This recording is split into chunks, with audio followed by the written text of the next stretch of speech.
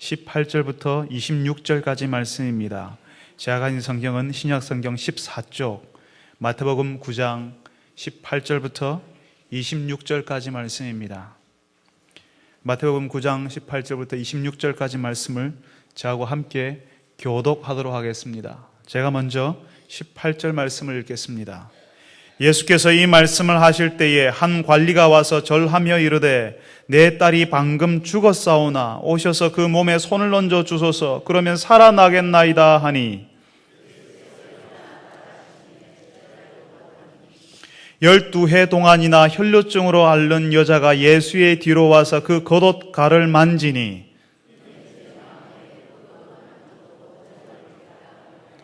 예수께서 돌이켜 그를 보시며 이르시되 딸아 안심하라 내 믿음이 너를 구원하였다 하시니 여자가 그 즉시 구원을 받으니라.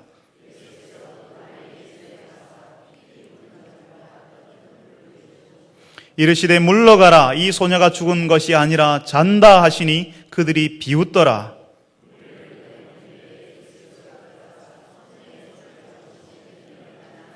같이 읽습니다. 그 소문이 그 온 땅에 퍼지더라. 아멘. 할렐루야. 찬양대에서 하나님께 찬양을 올려드리겠습니다.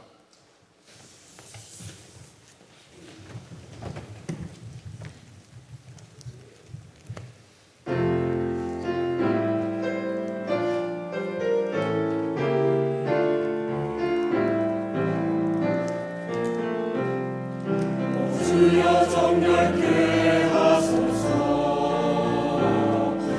주여 정결케 하소서. 주여 정결케 하소서. 나의 영을 새롭게 하소서.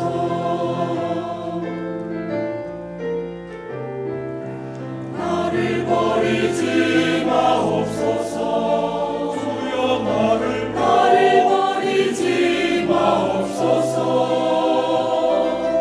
나를 버리지 마옵소서. 주 성령을 거두지 마소서.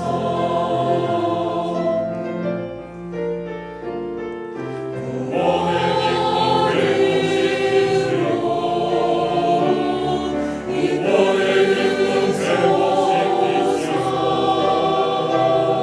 구원의 기쁨 회복시키시고 성령으로 인도하소서.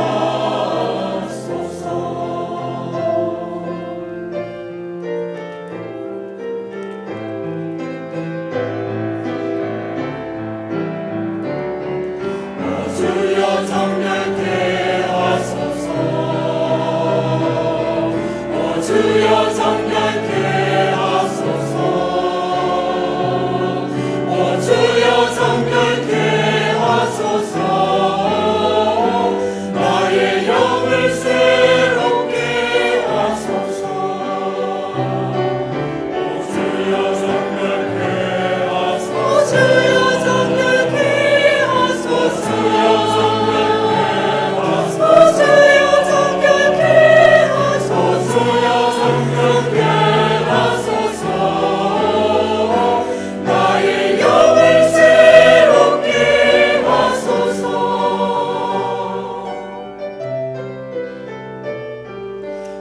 주여 정결케 하소서.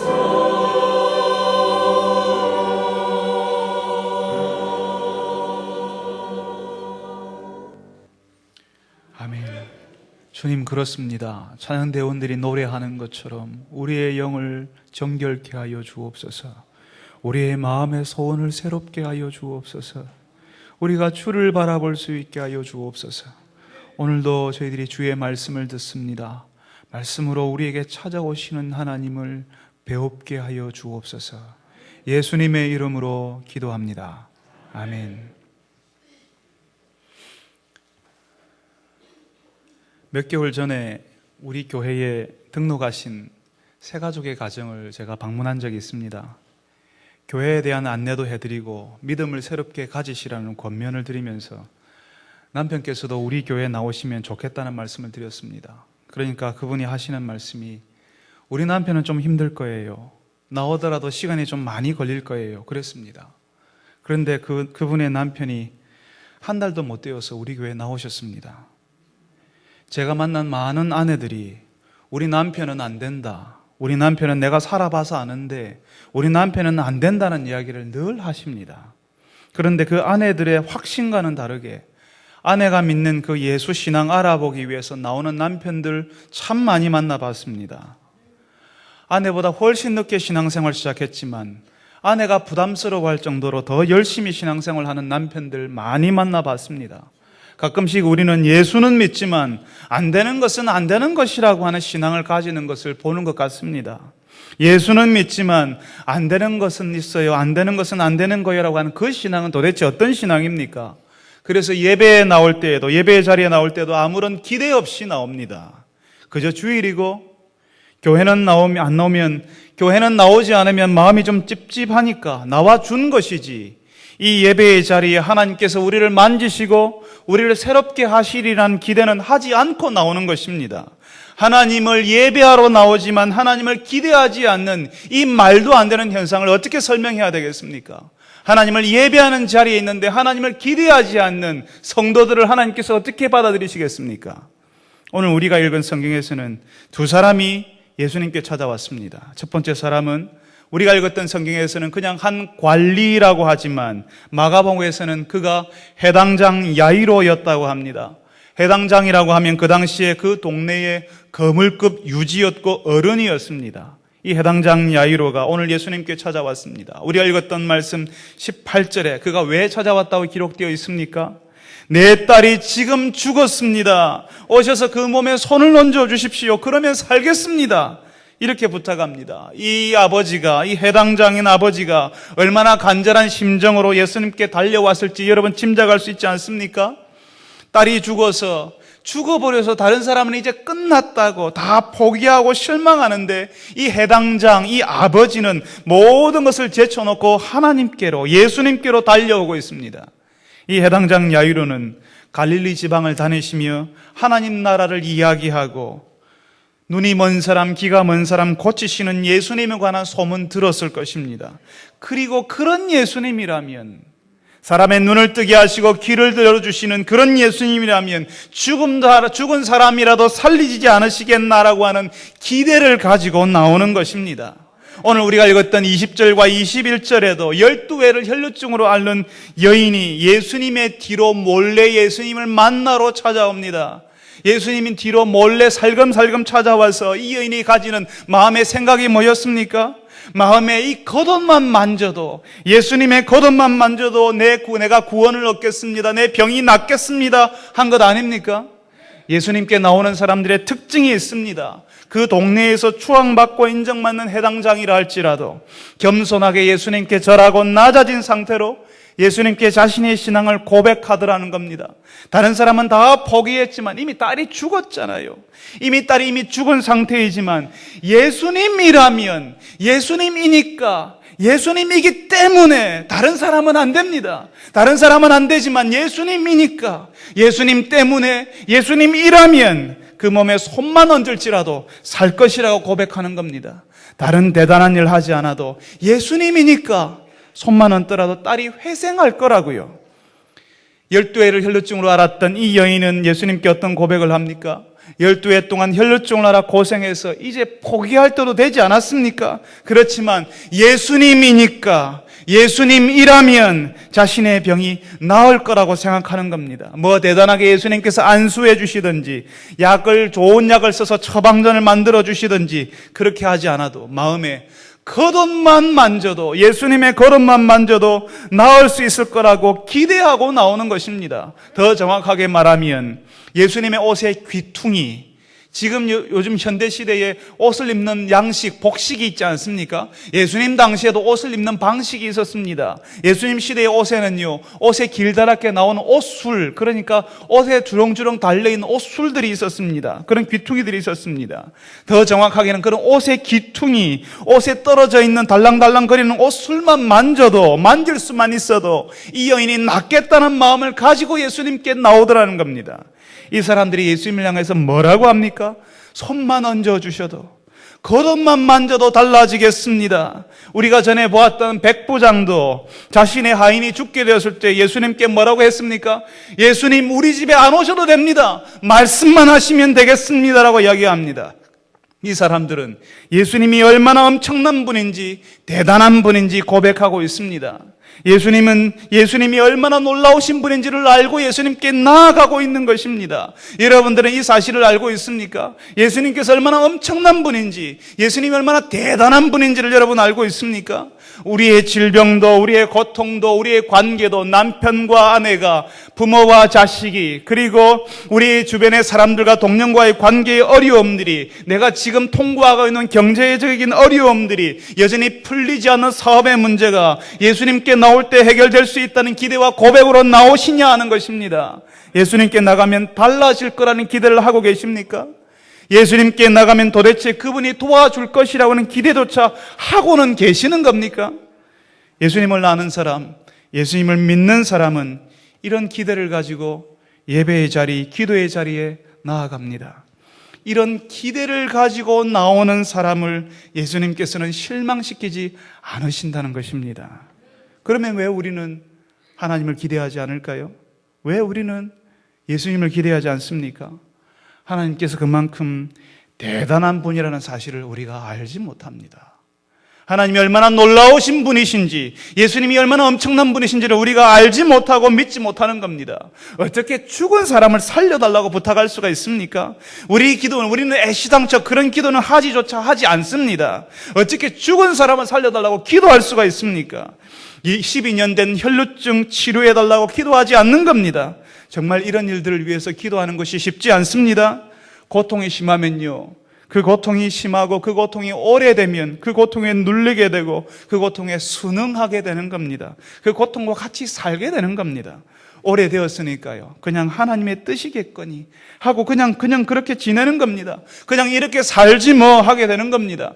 내 아내야, 우리 가정에 예수 믿지 않는 남편이 함께 있어도 처음에는 절박했지만 시간이 지나면, 한 해가 지나고 두 해가 지나면 그냥 그렇게 사는 겁니다. 별 문제 없이 사는 겁니다. 우리 부모님이 예수 믿지 않아도 처음에는 안타까웠지만 그게 5년이 지나고 10년이 지나면 그런 거지 뭐 하면서 그냥 그렇게 사는 겁니다. 내 형편이 힘들어서 처음에는 하나님 도와주세요 라고 기도했지만 그의 형편이 5년이 되고 10년이 되어서 여전히 형편이 나아지지 않으면 내 팔자가 원래 그래 하면서 좀 시간이 지나면 원래 그러려냐고 적응하게 되는 겁니다.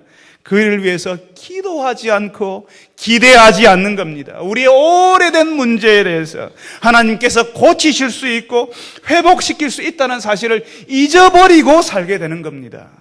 오늘 우리가 읽었던 말씀에 등장하는 이 여인은 부정한 여인이었습니다. 그 당시 종교 관습으로는 깨끗하지 않은 여인이었습니다. 혈루증이요, 여인의 하체에서 피가 흐르는 병인데요, 그렇게 피를 흘리는 것을 그 당시에는 부정한 것으로 보았습니다. 12년을 피를 흘립니다. 12년을 피를 흘리는데 이 여인의 몸이, 이 여인의 얼굴이 지금 우리가 보는 것처럼 화장을 하고 하얗게 아주 화사하게 핏기가 도는 그런 얼굴이었겠습니까? 얼굴과 몸은 바짝 말라있고 어쩌면 움직이는 것조차 현기증이 일어나서 잘 걷지도 못하는 여인이었을 수도 있습니다. 피가 계속 몸에서 흘러내리는 병을 가지고 있으니까 몸에서 나는 냄새도 대단하였을 겁니다. 몸도 아프고 이 여인이 살아가는 동네에서 부정한 여인, 깨끗하지 못한 여인, 하나님께 죄를 지었으니까 그런 엄청난 벌을 받고 있지라고 하는 세상 사람들이 손가락질하는 것을 받아가면서 살아가는 것이 얼마나 고통스러웠겠습니까? 그런 세월을 12해를 보냈습니다. 12년쯤 되면요, 이제 이 여인이 자신의 처지가 좀 익숙해질 만하지 않습니까? 스스로 좀 적응될 것 같지 않습니까? 우리가 예배하러 나올 때에 하나님을 향해 기대하지 않고 나오는 것처럼 그렇게 내 팔자가 원래 그러려니 하고 내가 예전에 뭔가 죄를 지었으니까 내가 이런 일을 당했지 하고 그냥 포기하고 내 조상들이 내 인생을 가지고 장난을 치니까 그런 거지 하면서 그냥 그 혈루증을 받아들이고 살 수도 있는 것입니다. 많은 사람들이 그렇게 살고 있지 않습니까? 그렇지만 이 여인은 스스로 부정한 여인으로 소망 없이 사는 것이 아니라 예수님을 만나러 나오고 있습니다. 이미 아마 자신의 몸을 꽁꽁 감추고 핏기 없는 얼굴, 손과 발을 감추고 예수님께 왔을 겁니다. 그냥 쉽게 우리가 예배에 나올 때에 그냥 차 한 번 타고 그냥 나올 수 있는 그런 방식으로 예수님께 나오는 것 아니었을 겁니다. 아마 이 여인은 쉽게 예수님께 나올 수 없었을 겁니다. 예수님께 가는 동안 만나는 모든 사람들이 이 여인에게는 장애물이었고 장벽이었습니다. 부정한 여인이기 때문에 그 사람들의 눈을 피해 다녀야 되잖아요. 예수님께 가는 것조차 그 사람들에게 들키지 않고 조심스럽게 가야 되는 그런 상황이었습니다. 이 여인이 예수님께 오고 싶어도요, 오늘 말씀에 나온 그 해당장처럼, 그 관리처럼 당당하게 예수님께 엎드려서 예수님, 내 딸이 죽었습니다라고 이렇게 부탁할 수도 없었습니다. 예수님께 나올 수가 없는 것입니다. 부정하기 때문에요. 자신이 거기에 있는 것을 사람들이 몰라야 하는 겁니다. 심지어는 예수님조차도 몰라야 합니다. 그러니까 예수님을 앞에서 만날 수가 없어서 예수님 뒤로 몰래 다가가서 예수님의 겉옷을 만지려고 하는 것입니다. 그냥 자신을 꽁꽁 숨긴 채 옷으로 자신의 얼굴을 감추고 손과 발을 다 감추고 자신을 알아보는 사람들 없이 도대체 다른 사람들이 자신을 알아보지 않기를 바라면서 아주 은밀하게 예수님의 옷에 달려서 달랑거리고 있는 그 옷술이라도 만지겠다는 심정으로 예수님께 나가는 것입니다. 여러분, 우리 가운데는 이 여인과 같은 심정으로 예수님께 나오는 사람들이 없을까요? 성도들과 반갑게 인사하고 싶고, 내 아내가 이 사람입니다, 내 남편이 누구입니다라고 말하고 싶지만, 내 아이들이 이제 몇 살입니다, 내 아이가 어느 학교에 다닙니다라고 말하고 싶지만, 아직 우리 사회에서 깨어진 가정에서 신앙생활하는 것을 편견 없이 받아들이지 못합니다. 배우자와 이혼했다는 말을 쉽게 할 수가 없습니다. 가정에 장애를 가진 자녀가 있다는 말을 할 수가 없습니다. 가정에 우리 아이가 오랫동안 아픕니다라고 말하는 것이 참 힘이 듭니다. 남들이 다니는 학교에 다니지 않고 있고 많은 나이에 결혼하지 않고 있다면 사람들의 눈을 의식하지 않을 수밖에 없습니다.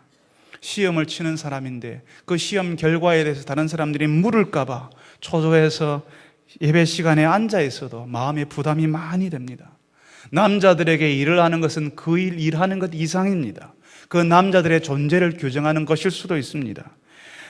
남자가 되어서 또 교회의 청년이 되어서 직장을 구하지 못했을 때에 한참 일할 나이가 되었는데 직장에서 나와야 했던 남자들은 교회에 왔지만 스스럼 없이 사람들과 어울리는 것은 진짜 힘든 일입니다. 스스로도 주눅들어서 가정 이야기는 하지 못하고요, 예배에는 나왔지만 사람들과 인사하는 것조차 부담스러워서 빨리 예배당을 빠져나가야 하는 분들이 계실 것입니다. 마치 몰래 예수님 뒤로 와서 예수님의 겉옷가라도 만지겠다는 심정으로 예수님을 의지하는 마음은 있지만 사람들과 만나는 것이 너무나 힘들어서 몰래 이 여인처럼 예수님 뒤로 와서 예수님 만나겠다는 심정으로 그렇게 나오신 분들이 계실 것입니다. 혹시 우리가 여러분을 불편하게 했다면 용서해 주십시오. 교회에서 인사하는 것, 아는 체를 하는 것은 신앙의 공동체가 당연히 우리 안에 있는 분들에게 관심을 가져야 하는 것이기 때문에 그런 것입니다. 그런 관심과 인사가 부담스러우시면 그냥 눈인사만 하겠습니다. 다른 사람이 알면 부끄러운 일이 여러분 가정에 있고 여러분 스스로도 말하지 못하는 사연을 가지고 있어도 예수님께 나오셨으니까 참 감사하고 참 잘하셨습니다. 비록 어렵고 힘든 가운데 어려운 사연들을 가지고 다른 사람들이 알기를 원하지 않는 그런 부끄러운 일, 그런 어려운 일, 힘든 일을 갖고 있었어도 다른 사람들이 그런 일을 알기를 원하지 않는 그런 마음이 있다 할지라도 오늘 예수님께 몰래라도 나오셨으니 정말 감사합니다. 참 잘하셨습니다. 오늘 이 여인이 예수님의 겉옷이라도 만지겠다는 심정으로 나오신 것처럼 예수님께서 여러분의 겉옷만 만지는 것이 아니라 여러분의 마음을 만져주시기를 간절히 바랍니다. 오늘 예수님께서는 다른 사람들이 자신을 알아볼까 봐 자신을 꽁꽁 숨긴 채 예수님을 찾아온 그 여인, 오래되어서 고질이 되어버린 중병을 안고 찾아온 여인을 만나주십니다. 이 여인은 12해를 혈루증으로 고통받았습니다. 그것보다 더한 고통은 부정한 여인이라고 하는 낙인이었습니다. 이 여인은 성전에 갈 수 없었고 사람들과 교제할 수도 없었습니다. 하나님을 만나러 갈 수도 없었습니다. 너무도 오랜 세월이어서 이제는 그렇게 사는 것이 당연하다고 여겨질 수도 있었지만 너무나 익숙해져 있었지만 이 여인은 자신의 문제를 예수님께 가져가기로 했습니다. 여러분, 이 사실이 중요합니다. 사람들은 누구에게나 고질적인 문제가 있습니다. 영적인 문제이든 육신의 질병이든 사람들 사이의 관계이든 너무나 오래되어서 냄새가 나고 사람들이 가까이 나가오려고 하지 않는 그런 문제를 가지고 있습니다. 다만 우리가 그것을 가리고 있을 따름입니다. 문제가 없는 것처럼, 냄새가 나지 않는 것처럼 향수를 뿌리고요, 화장을 발라서 화장을 내서 그 부위가 보이지 않도록 가릴 뿐입니다. 문을 닫아버릴 뿐입니다. 우리 가정에 다른 사람들이 들어오지 못하도록 문을 꽁꽁 걸어 잠그고 있을 따름입니다. 그 문제가 보이지 않게 하기 위해서 가리고 숨기고 해보지만 그 문제를 예수님께 들고 나오는 사람은 적다 하는 것입니다. 사람들은 예수님이 그 문제를 해결해 주시리라고 기대하지 않습니다. 믿으려 하지 않습니다. 그렇게 대단한 분이라고 생각하지 않습니다. 그렇지만 오늘 예수님이 만나주신 이 사람들은 예수님이 얼마나 굉장한 분이신지를 알고 믿고 그분에게 예수님께 문제를 가지고 왔습니다. 오늘 예배하러 나오신 여러분들이 여러분의 오래되고 고질적인 문제, 10년이 되고 20년이 되어서 냄새나고 여러분의 인생과 여러분의 가정을 흔들어버린 그 문제를 예수님께 내어놓는 분들이 되시기를 바랍니다. 그분이 고쳐주시기를 기대하시고 기도하시는 여러분 되시기를 바랍니다. 예수님께서는 자신의 고질적인 병을 가지고 예수님의 옷가를 만진 그 여인을 위로하시고 도와주십니다. 너무나도 많은 사람들이 예수님께 달려왔습니다. 여러분, 그 당시 예수님은 유명인사였습니다. 많은 사람들이 예수님께 왔고요, 예수님 나 좀 봐주세요, 나 좀 봐주세요 하는 그런 상황이었습니다. 예수님을 밀치고 만지고 함께 걸어가는 가운데 예수님께서는 누군가 기대를 가지고 자신이 예수님의 옷을 만지는 것을 알고 계셨습니다. 예수님께서는 많은 사람들이 기도하지만 그 기도 가운데 들어야 할 기도를 듣고 계시는 것입니다. 그리고는 그 여인의 곤고함을 고쳐주십니다. 예수님께서 몰래 예수님의 등 뒤로 와서 예수님조차도 내가 온 것을 알기를 원하지 않다는 심정으로 그냥 몰래 예수님의 옷가라도 만지겠다는 그 여인에게 예수님께서 돌아서서 뭐라고 하십니까? 딸아, 안심하라. 이전에 중풍병자를 고치실 때에 세상 모든 사람들이 그 중풍병자에게 네가 큰 죄를 지었으니까 이런 중병에 걸렸지라고 손가락질하던 그 중풍병자를 고치실 때에도 예수님께서 그렇게 말씀하셨습니다. 오늘 이 여인에게 딸아 안심하라 하시는 것처럼 그 중풍병자에게도 소자야 안심해라 하셨습니다.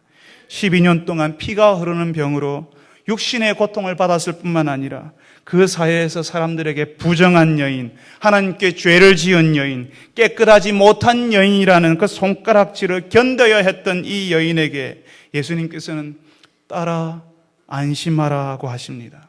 예수님께서 그냥 병을 고쳐주시는 의사가 아니라는 것입니다. 이 사람의 살아온 나를 받아주시고 이 사람의 마음을 알아주시는 분이라는 겁니다. 12해 동안 혈루증이라는 무거운 질병을 짊어지고 외롭고 두렵고 늘 가까이 있는 죽음의 공포를 견뎌온 이 여인의 마음을 예수님께서 먼저 받아주시고 그 마음을 먼저 만져주시는 것입니다.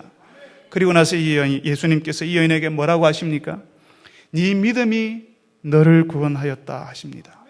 예수님께서 이 여인의 나이도 묻지 않고 이 여인의 외모를 보지 않고 이 여인의 배경도 보지 않습니다. 이 여인에게 보신 것이 단 한 가지가 있었는데 그것은 바로 이 여인이 가지고 온 믿음이었습니다.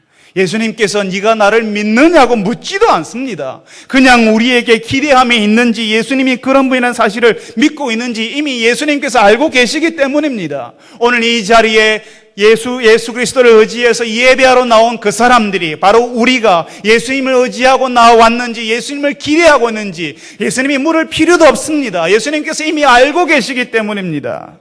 예수님께서 저와 여러분들에게 요구하는 것은 믿음입니다. 믿음을 통해서 하나님께서는 일을 하시기 때문입니다. 믿음이 없이는 하나님을 기쁘시게 할 수 없습니다. 믿음을 가지고 온 그 사람에게 하나님은 응답하십니다. 그런데요, 여기서 참 놀라운 것은 이 여인의 혈루증을 고쳐주시는 분이 누구십니까? 예수님 아니십니까?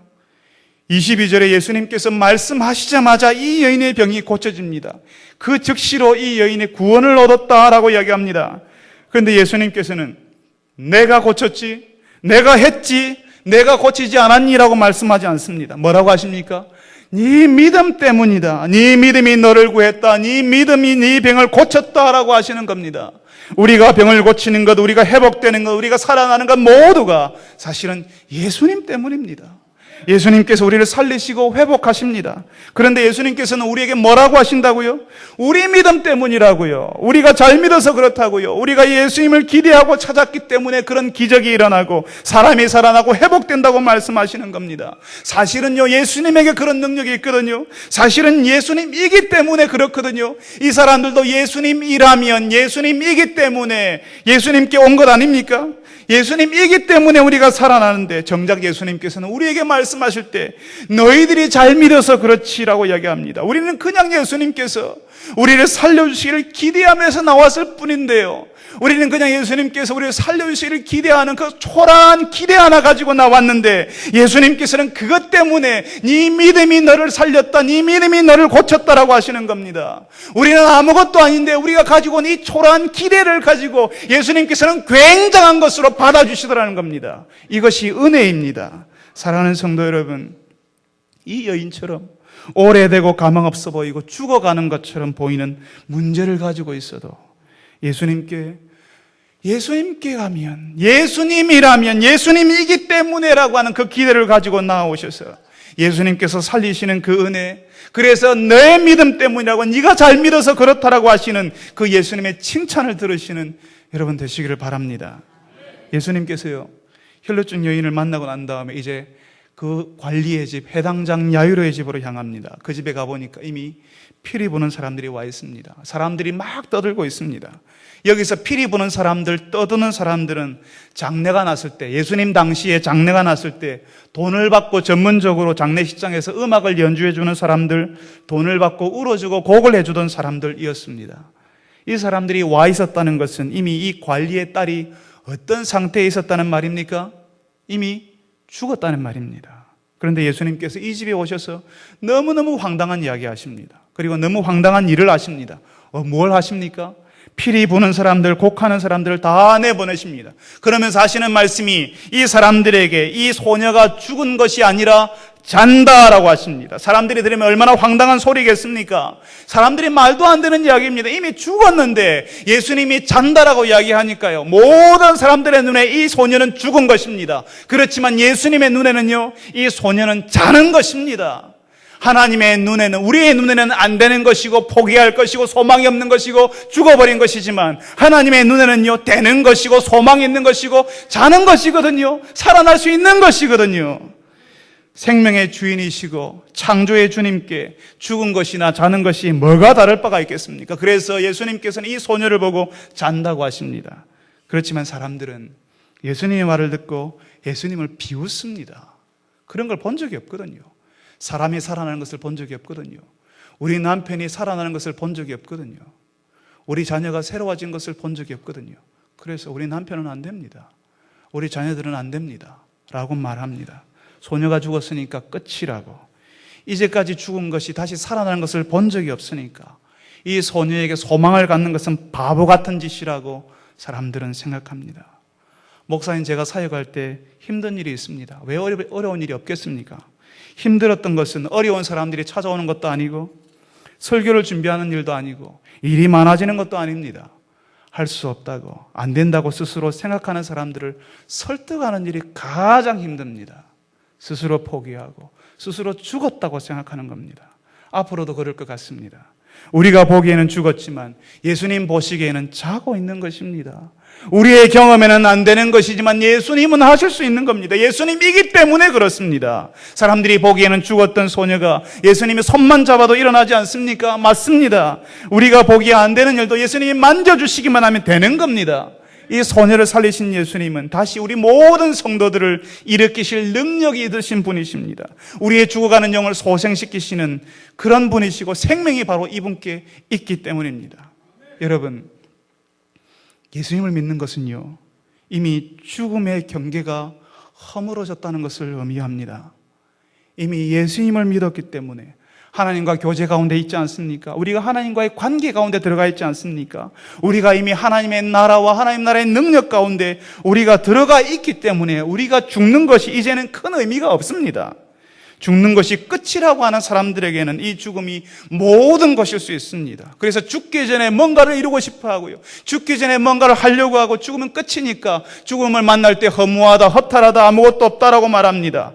그렇지만 이 죽음이 그 사람들에게는 모든 것일 수 있지만 이미 예수를 믿는 사람들에게는 이 죽음의 경계가 이미 허물어져 버렸기 때문에 우리가 죽는다고 한들, 우리가 죽음을 경험하고 한들, 죽음을 경험한다고 한들 그렇게 중요하지 않는 것입니다. 우리가 원하지 않는 죽음을 죽는다 할지라도 다른 사람들 다 모아놓고 유언 한마디를 멋지게 남기면서 그렇게 죽음의 자리에 들어가지 않는다 할지라도, 우리가 질병을 만나고 사고를 만나서 우리가 죽음의 문을 통과한다 할지라도 그게 그렇게 중요하지 않다는 것입니다. 이미 우리에게는 죽음의 경계가 허물어져 있기 때문에, 이미 우리가 예수 안에 있고 예수께서 우리의 죽음을 십자가에서 대신 죽으셨기 때문에 우리에게는 영원한 형벌로서의 죽음은 없습니다. 하나님과 영원히 단절되는 죽음은 없습니다. 그냥 우리는 이 죽음이라는 문을 통과해서 하나님께 더 가까이 나아가게 되는 것입니다. 그러니까 이 죽음이 예수 안에 있는 사람을 두렵게 하지 못합니다. 이 땅에 있어도 하나님과 함께 있고 우리의 육신의 죽음이 찾아와도 하나님과 더 가까이 있기 때문에 죽음은 종말이 아니라 예수를 믿는 사람에게는 새로운 세계가 열리는 것이고 새로운 관계를 더 깊이 경험하게 되는 것입니다. 그렇기 때문에 예수를 제대로 믿는 사람은 무서운 사람들입니다. 세상이 감당할 수 없는 사람들입니다. 왜냐하면 죽음의 경계가 허물어져 버렸기 때문에, 죽음도 이 사람을 두렵게 만들 수 없기 때문에 세상이 이 사람들을 감당할 수 없는 것입니다. 사도 바울이 그랬지 않습니까? 풍랑이 일어나도 이 사람을 감옥에 밀어넣어도 죽이겠다고 위협해도 누구도 이 바울은 막을 수가 없지 않았습니까? 죽음의 경계가 이미 허물어져 버렸기 때문에, 죽고 사는 것이 이미 하나님 안에서 무의미해져 버렸기 때문에 바울은 내가 이 땅에 있어도 괜찮고 내가 하나님께 가도 괜찮다라고 말하지 않습니까? 예수 믿는 사람이 그런 사람들입니다.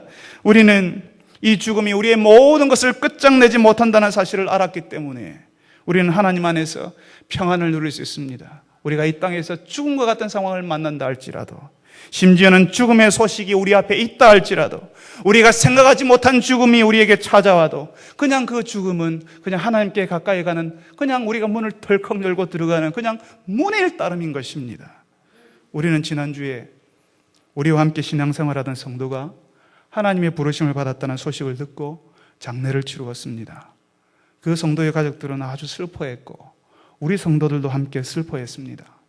하나님을 알지 못하는 사람들은 그 성도의 죽음을 보면서 이제는 끝이구나, 인생이 허무하구나, 허탈하겠구나 하겠지만 예수님께서 우리에게 말씀하십니다. 그 성도가 죽은 것이 아니라 잔다라고 하십니다. 잔다, 자고 있다는 말씀은 무슨 의미입니까?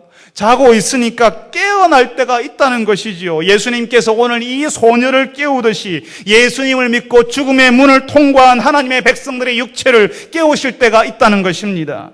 예수님을 믿고 따르는 사람들에게는 종말, 끝, 허무라는 의미의 죽음은 없는 것입니다.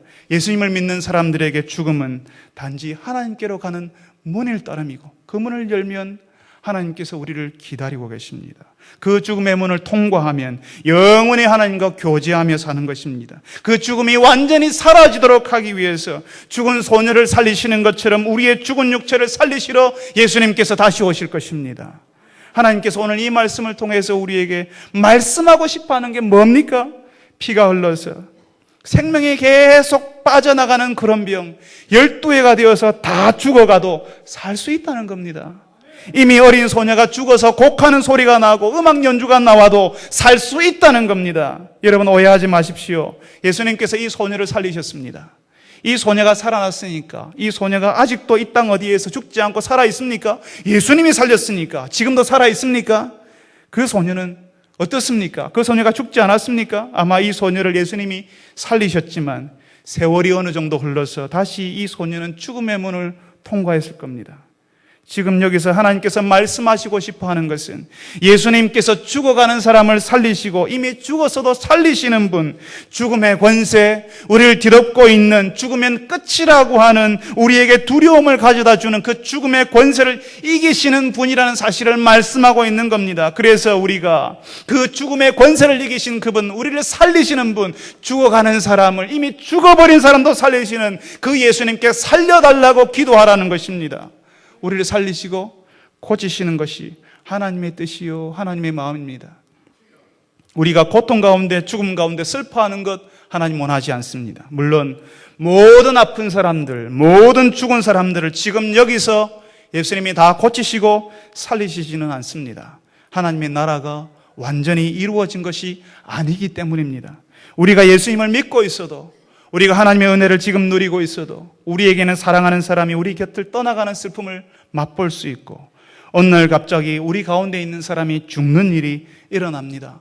그렇지만 마지막에는 예수님께서 예수 안에서 죽은 자들을 다 살리실 것입니다. 사랑하는 성도 여러분, 여러분의 인생이 죽어가고 있고 소생할 기미가 보이지 않습니까? 마치 12해 동안 피 흘린 여인처럼 그렇게 바짝 말라버린 모습으로 세상 사람들에게 손가락질 받으면서, 혹시 그렇게 다른 사람들의 눈을 피하면서 다른 사람들이 내 상황을 물을까, 내 입장을 묻고 내 형편이 어떤지를 물을까 두려워하면서 힘들게 살고 있지 않습니까? 죽어가는 사람을 소생시키시는 이 예수님께 나오시기 바랍니다. 이 예수님에게서 회복을 경험하시길 원합니다. 살아나는 기쁨이 무엇인지를 경험하시기를 바랍니다. 여러분의 가정이 많이 훼손되어 있고 마치 죽은 듯이 보이는 사람들과의 관계, 죽어버린 것 같은 여러분의 모임, 죽어가는 여러분의 직장, 이제 완전히 죽어서 폐업 신고를 하는 여러분의 사업장에 있어도 예수님이 만지시면, 손을 잡고 일으키시면 살아날 수 있는 것입니다. 이미 예수 안에 죽은 자라 할지라도 예수님께서 살리실 것입니다. 사랑하는 성도 여러분, 이 예수님을 기대하고 이 예수님께 기도하십시오. 오래되고 고질적인 질병, 사람들에게 손가락질 받던 여인을 살려주시고 해당장 야이로의 딸을 살리신 예수님께서 회복을 바라고 예수님께 나오는, 예수님을 기대하고 나오는 우리 모두를 살리시기를 간절히 바랍니다. 같이 한번 우리 기도합시다. 우리가 말씀을 듣고 기도하지 않으면 이 말씀이 우리의 현실이 되지 못합니다. 우리가 이 말씀을 가지고 하나님 우리도 살려주옵소서, 나의 인생을 살려주시고 우리의 가정을 살려주시고 자녀들을 살려주시고 직장을 살려주시고 사업장을 살려주옵소서, 오랫동안 고질적인 병 가운데 있는 것들을 살려주옵소서, 내가 병이라고 알지 못하는, 문제라고 알지 못했던 것들을 다시 한번 깨닫게 해주셔서 아무 문제 없이 지나왔던 이것들을 다시 보게 하셔서 하나님이 바로잡아 주시고 세워주옵소서라고 우리 이 시간에 다 같이 한번 한 목소리로 기도하도록 하겠습니다. 거룩하신 아버지 하나님, 우리가 주의 말씀을 듣습니다. 아버지 하나님, 아무 문제 없이 아무 기대하지 않고 하나님께 나온 것을 용서하여 주시옵소서. 오늘도 아무 생각 없이 하나님께 기대하지 않고 아무런 일이 일어날 것을 기대하지 않고 하나님께서 우리의 마음을 만지시고 우리를 새롭게 하실 것을 기대하지 않고 주께 나온 것을 주님 용서하여 주시옵소서. 우리가 오늘 주 앞에 나와왔습니다. 오래되고 고질적인 질병을 가지고 나왔습니다. 지긋지긋하게 변하지 않는 악한 습관들을 가지고 나왔습니다. 죽어가고 있는 우리의 가정과 직장 때문에 주 앞에 나왔습니다. 우리의 사업장이 이미 죽어버려서 다른 사람들이 안타까워하고 있습니다. 주여, 저희들을 긍휼히 여겨 주옵소서. 우리가 주 앞에 나옴으로 주께서 우리를 살리시고 우리의 손을 잡고 일으키시는 그 놀라우신 하나님의 은혜를 보게 하여 주옵소서. 우리가 예수님 때문에 살아나고 예수님께서 우리를 일으키시기 때문에 살아났지만 네 믿음이 너를 구원하였다고 하시는 그 예수님의 말씀을 들을 수 있는 믿음의 사람들이 되게 하여 주시옵소서. 주님이여, 오늘 이 자리에 찾아간 주의 백성들 가운데 연약하고 어렵고 다른 사람들의 눈을 마주치기 힘들고 몰래 예수님의 뒤편으로 와서 예수님의 옷가를 잡아야 하는 그 여인처럼 예수님 앞에서 몰래 나와야 하고 사람들과 교제하기 힘들어하는 주의 백성들이 여기에 함께 있습니다. 아버지 하나님, 이들의 마음을 만져주옵소서. 따라 안심하라, 소자야 안심하라고 말씀하시는 그 예수님의 음성을 들을 수 있는 주의 백성들이 되게 하여 주시옵소서. 그리하여서 주께서 살리시는 그 은혜, 우리를 회복하시는 은혜를 경험하는 주의 백성들, 주의 교회, 주의 가정이 되게 하여 주시옵소서. 거룩하신 아버지 하나님, 우리가 주 앞에 나올 때에 예수께서 우리를 살리실 것, 우리를 고치실 것 기대하지 않고 나온 것 용서하여 주옵소서. 예수님이 얼마나 놀라우신 분이신지, 우리의 생명의 주요, 우리를 만지시고 우리를 받으신 분이라는 사실을 알지 못하고 나온 것 용서하여 주옵시고, 이제 우리가 그 주님을 기대하며 나아가기를 원합니다. 주님, 우리의 비틀어진 인생을 고쳐주옵소서. 우리의 깨어진 가정을 고쳐주옵소서. 죽어버린 우리의 직장과 사업장을 주님께서 살려주옵소서. 우리의 메마르고 피가 흐르는 우리의 관계들, 그리해서 죽어가고 있는 비쩍 말라버린 우리의 관계들을 풍성하게 회복되게 하여 주시옵소서. 그리하여서 예수 안에서 살아나는 기쁨이 무엇인지, 예수 안에서 풍성한 은혜가 무엇인지를 말할 수 있는 기쁨의 종들, 은혜의 백성들이 다 될 수 있도록 주여 저희들을 인도하여 주옵소서. 예수님의 이름으로 기도합니다. 아멘. 우리 같이 한번